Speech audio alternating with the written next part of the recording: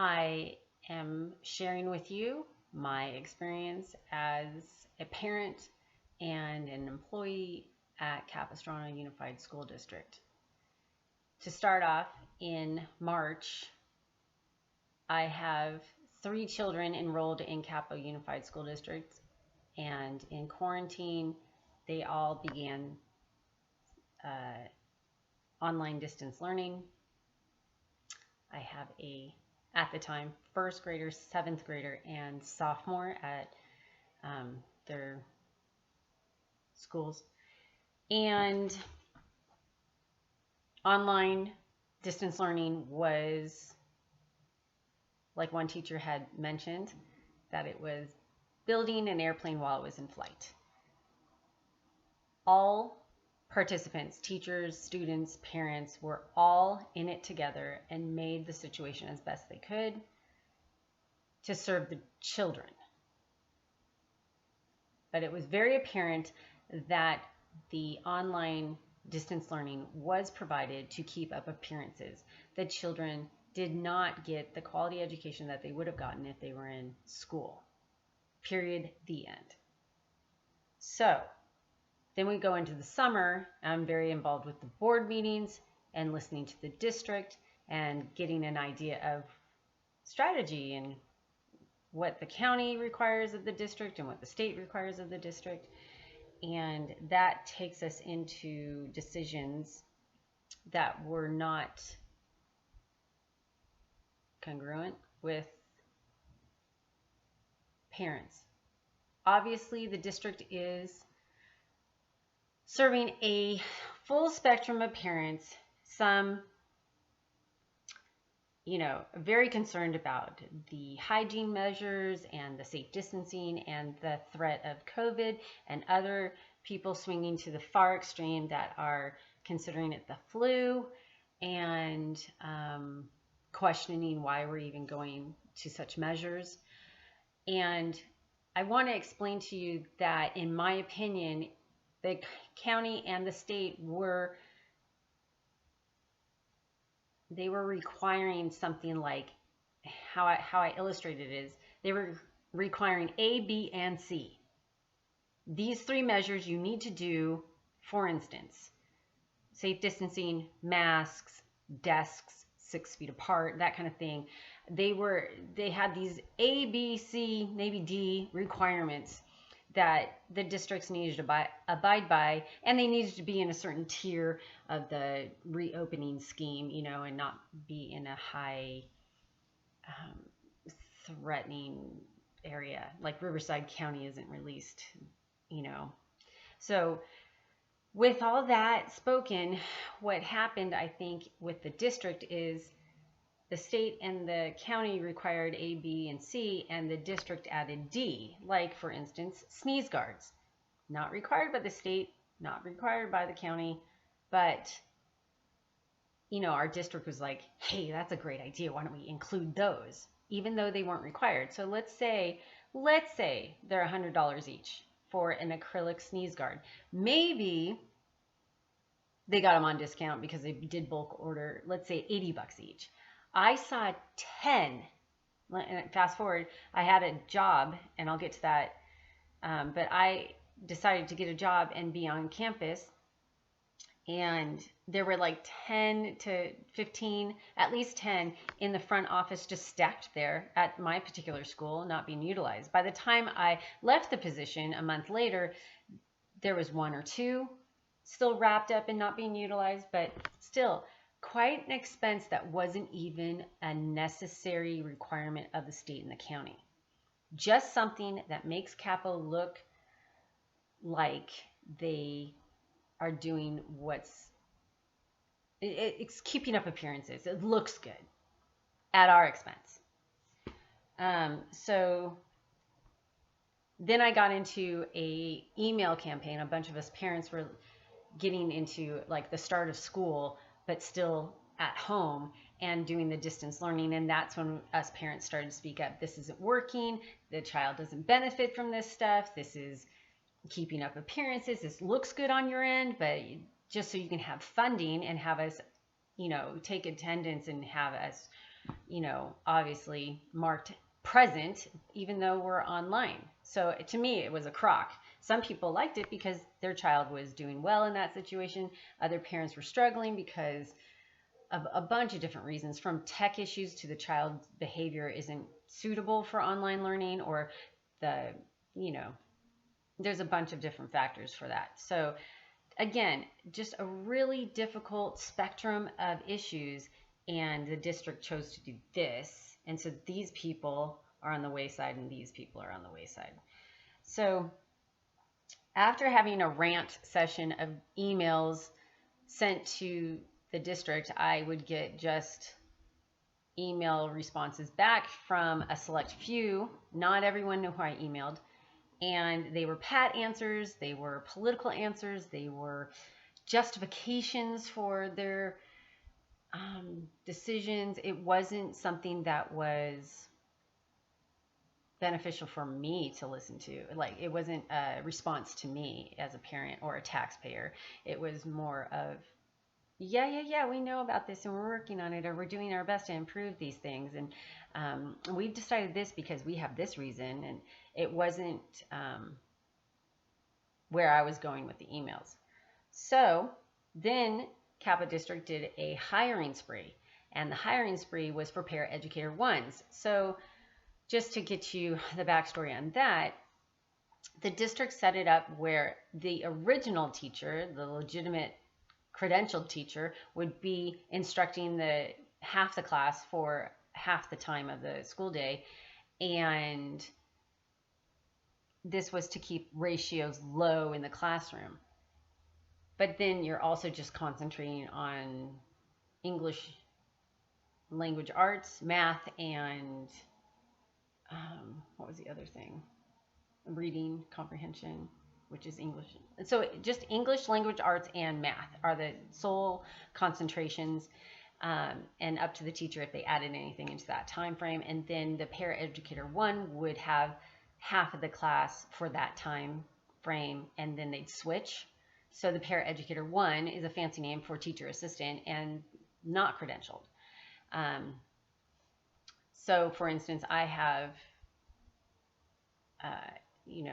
I was going for child development at Fullerton. I had a year left before I graduated Fullerton. I decided I didn't want to work in the classroom. I didn't go for my teaching credential, but yet I had enough units. I have an AA, that kind of thing qualified me for the job. So educated, but not a full degree. That's the type of people who are working these glorified study halls. So that's the position I got. I got hired over the phone.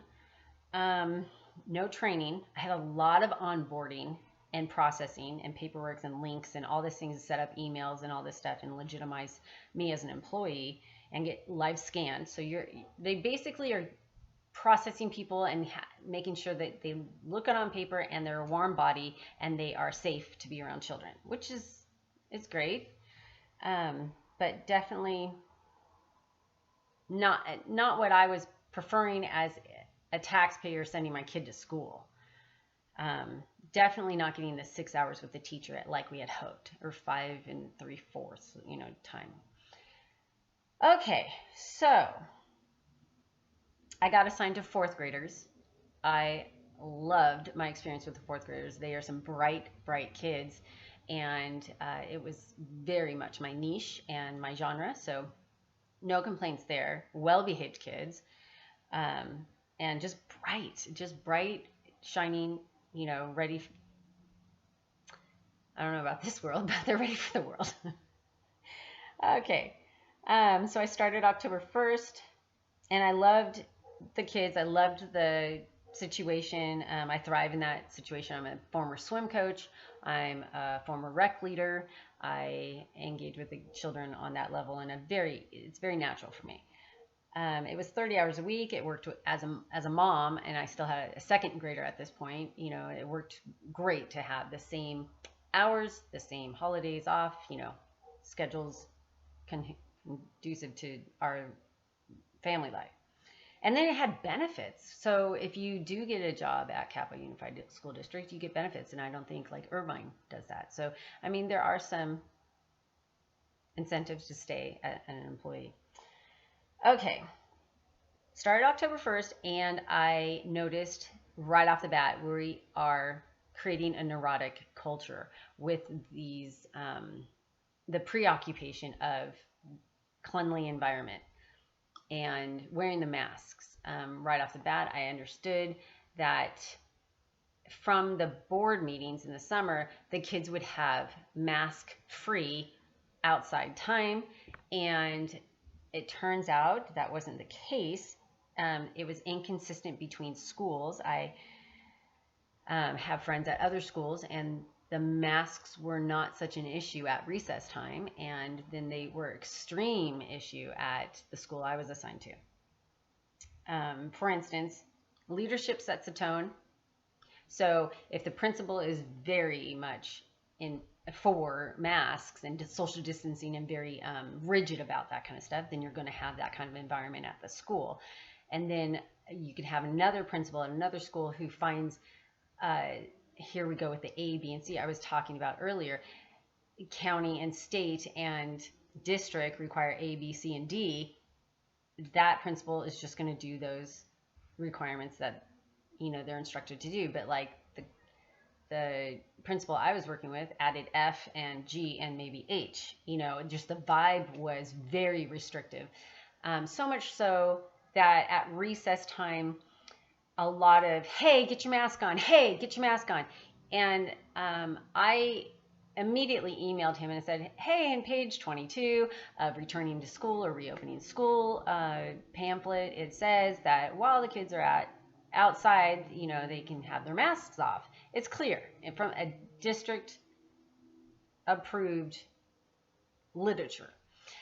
And he replied back to me that that's only if they're not social distancing. So he's saying if they're running around together outside, they need to have their masks on. So if they're running solo, they can have it off. Something weird like that interpretation, It made me crazy. So another example is we had a K-8 school site, and the supervisors for the middle school, which middle school had different mask requirements. They don't have recess, so they don't have their masks off. And so the middle school supervisors would come over and conduct recess at the elementary level, and they were, hey, get your mask on, get your mask on. Hey, you need to have your mask on.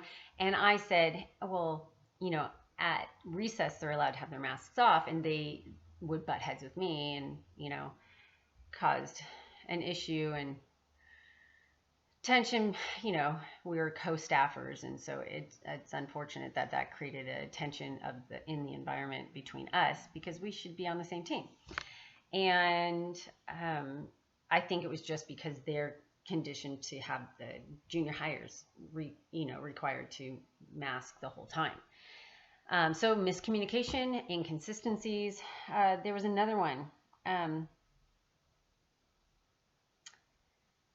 There was a maintenance request for the sprinklers at the K-8 I was at within the first week of me working there. And they worked on the sprinklers during the day. Now, that sprinkler maintenance could have been scheduled at 4 o'clock in the afternoon. But no, the maintenance crew was there. And of course, it's union, so there's like 7 maintenance guys there working on one sprinkler issue maybe, and then maybe some other landscaping maintenance or whatever they were there doing. But they were telling the kids not to play on the green grass or on the large field. And I'm like, this could be done at a different time. It's mismanagement. It's just not, the kids aren't first. The kids were not first. All right, moving on. So like I said, leadership sets the tone. This might not be the case at every elementary school, and it might not be the case at every junior high. It might not be the case in classrooms who the teacher feels like they can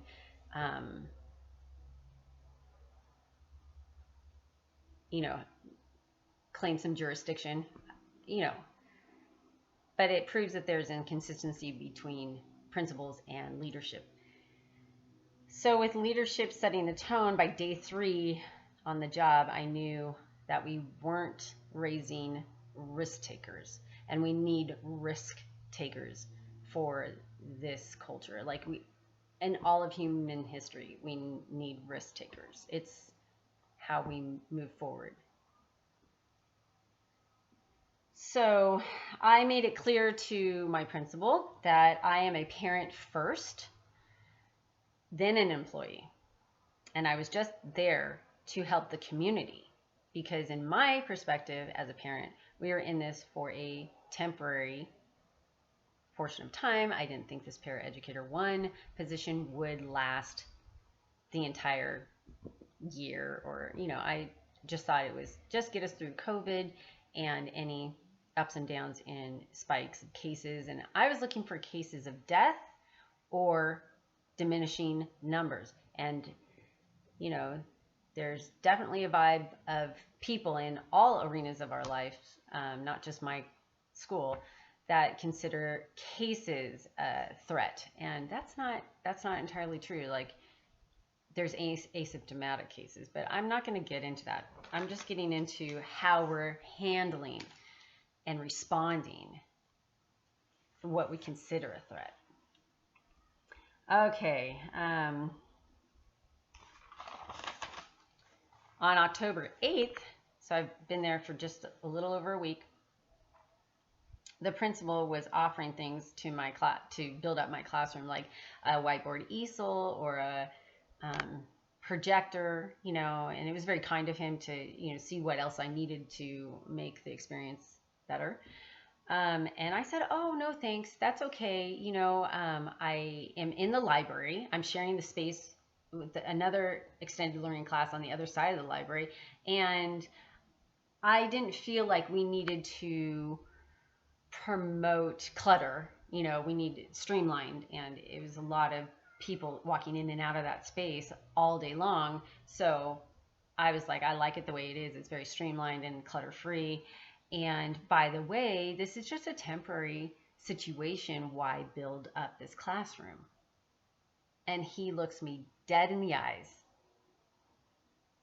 like that. And he goes, no, this is going to be till June. And I was like, on the inside, I said, I am giving you my 2 weeks right now. On the outside, I shut my mouth and I went home and I considered giving my 2 weeks. And sure enough, the next day after school, it was a Friday, I went home, or I gave him my 2 weeks notice and I went home.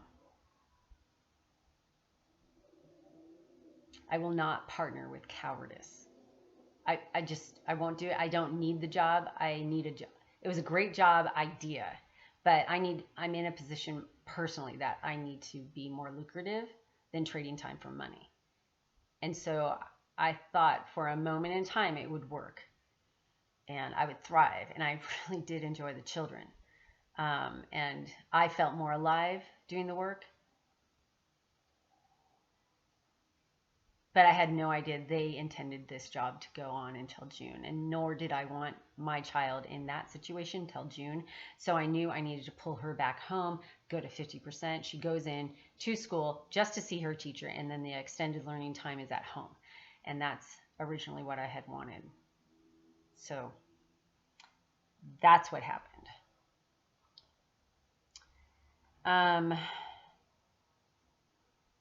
The following week, he came in. This is another story that should be heard.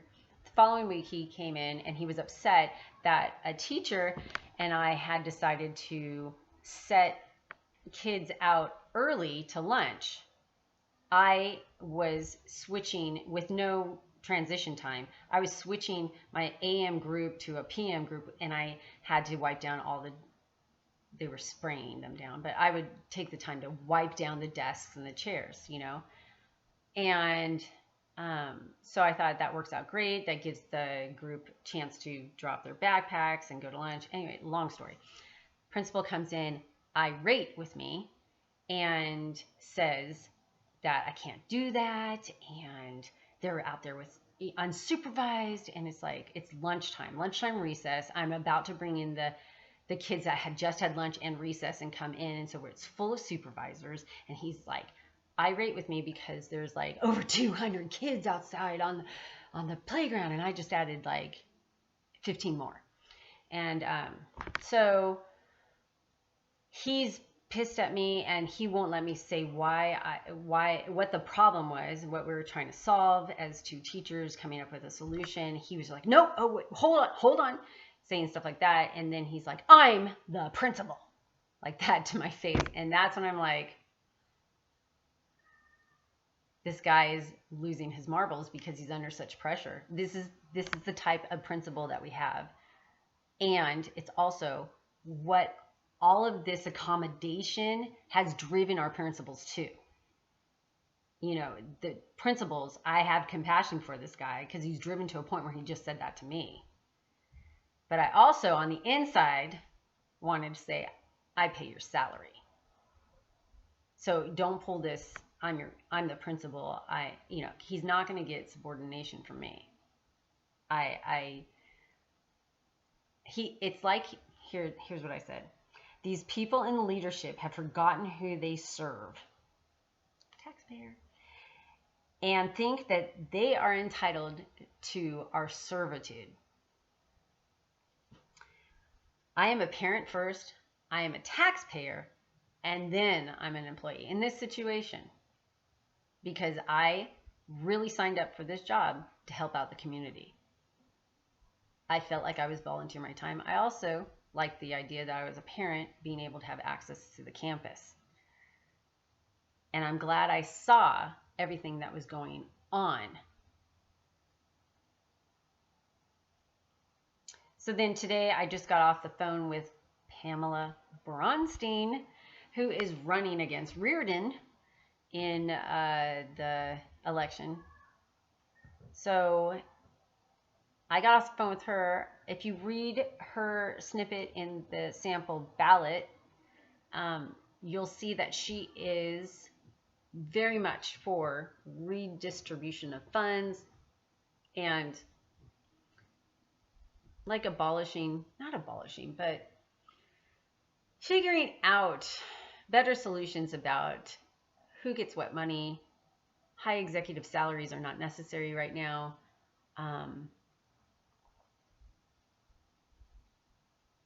Redistribution of funds. No sneeze guards. Merwin, please. Greg Merwin patted himself through all those board meetings saying, look at us, aren't we going to be great with all these sneeze guards? So I talked to Pamela today. I really think that she's sane, logical, clear. She uses, great communication with me on the phone. I really connected with her. I didn't feel like I was getting pat answers or justifications, and I even prefaced the whole thing, our whole conversation, that I know where I'm at on the spectrum of parents. And I don't expect everyone to agree with me. Also, I don't think this person way over here on this side of the spectrum should push me or force me to agree with them. It's not about getting to an agreement. There's always going to be this spectrum of parents to serve. But my question to Pamela was, is she going to be the type of person in office that will hear me out, represent me? Is she going to put her ideals and ideology to the side and consider everyone on the spectrum, rather than right now, everyone who's really uptight about masks and it's like the district and the principals are serving that side of the spectrum only because it's like a false security from saving them from being sued, or this is the dangerous side of the spectrum. These people are just going to have to put up with us, but it's overreach of power. It's outside of the realms that I could sue them because they're out of line. you know, my taxpayer money, it was used for sneeze guards, and my child might be getting um, like strep throat from the bacterial, re-inhaling from the masks. You never know. I mean, what if we go into flu season and people are getting the flu, not COVID, but the flu? All of that hygienic measures useless because there are people on the spectrum who believe the masks don't work. It's been proven that the masks don't work, but these people over here feel it's a good security blanket, so use them, and we're all trying our best to accommodate what needs to be accommodated. We're not making a big deal of not wearing the mask, but if we get to a point where the masks have harmed the children, then you didn't avoid being sued. Is my point. I could go on a little more, but I think I made my point. If you are in Capo District, please consider, and you haven't voted yet, please consider Pamela Braunstein for school board, superintendent. I don't even know the positions. All I know is the district isn't serving us, and we have a chance right now to rattle some cages and rethink some of things that are going on in the district and serve the kids. What is the best thing for the kids? And here's my t-shirt that I wore especially for this video, and I'll just end right there. All right, talk to you later.